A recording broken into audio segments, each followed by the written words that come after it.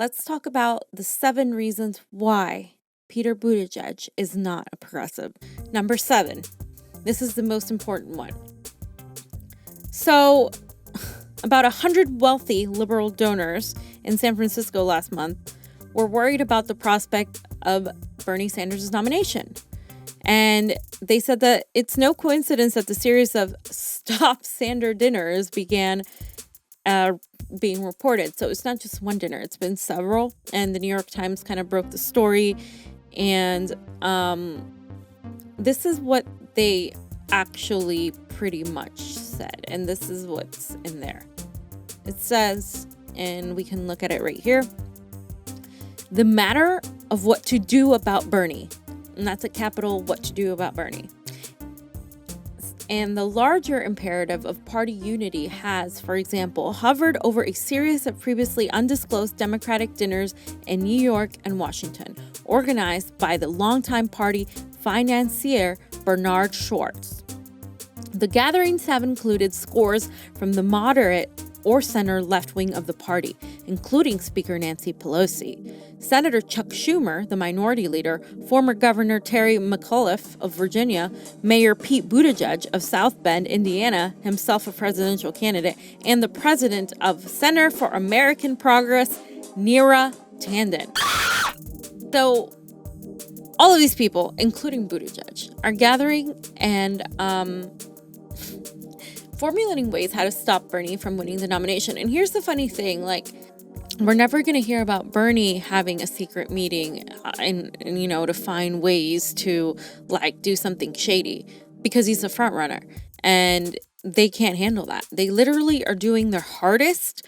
They're trying everything they can to ensure that he loses. They are throwing us all of these candidates, as I mentioned. And not only that, now they're coming together, all the elites, the party elites, the Chuck Schumers and Nancy Pelosi's, who dismissed the Green New Deal, who dismissed Alexandria Ocasio-Cortez, who dismissed the 5 Congress people and said, oh, those are just 5 people. The Dianne Feinsteins of the party, who dismissed climate change and the importance of a Green New Deal. All of these people are coming together to put their money, their energy, and all of their power in fighting Bernie Sanders. That's what they're doing. And the fact that they're doing this should be extremely disturbing amidst everything that's happening. I mean, they're willing to censor and jail people who tell you that these things are happening. They wanted to censor and jail Assange and Chelsea Manning and Edward Snowden because they were telling you just how corrupt they are. And this is all connected. This is all a continuation of it. And the fact that the establishment is trying to paint Peter Buttigieg as someone that speaks beautifully, 7 languages or however many languages he speaks. And, and they're focusing on the fact that he is gay. I have 0 problems, and the majority of us criticizing him have 0 issues with the fact that he's gay. In fact, I think that's amazing. That's not my criticism of him. The criticism lies in the manipulation, the tokenizing of them using the identity politics of this man to make him into something that he isn't. He is not a progressive. And you can look at his legislation. You can even pull up his FEC. You can pull up his open secrets.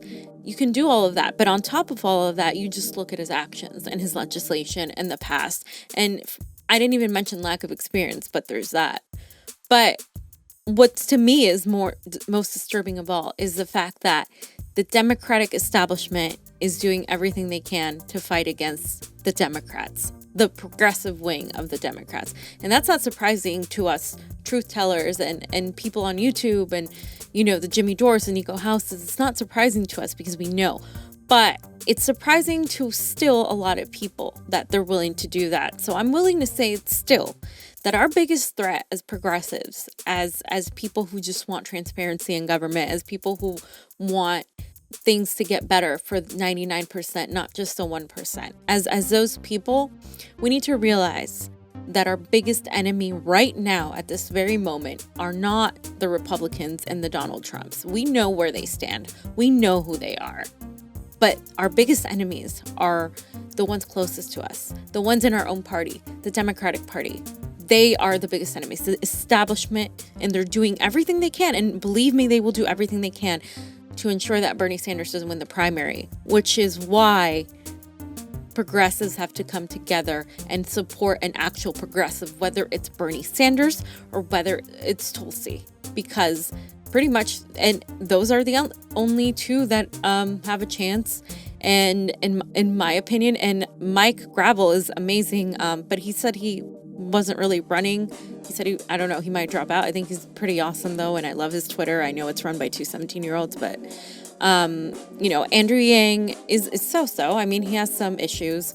The UBI thing is good, but also under a capitalist system, UBI doesn't work. I mean, even if it's one of any of those people, here's the thing, the Democratic establishment is trying to literally put one of these chosen ones down your throat. And no matter which of those you choose to vote for, whoever you choose to vote for, ultimately, you have to understand that that's not okay.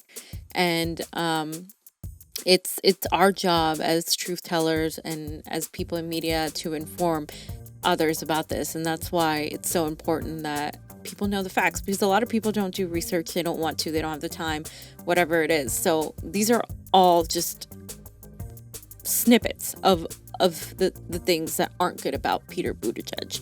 And I just wanted to go over that today. So thank you guys for watching. My name is Fiorella Isabel. You can find me on Twitter, Fiorella_IM. Thanks for watching. Convo out.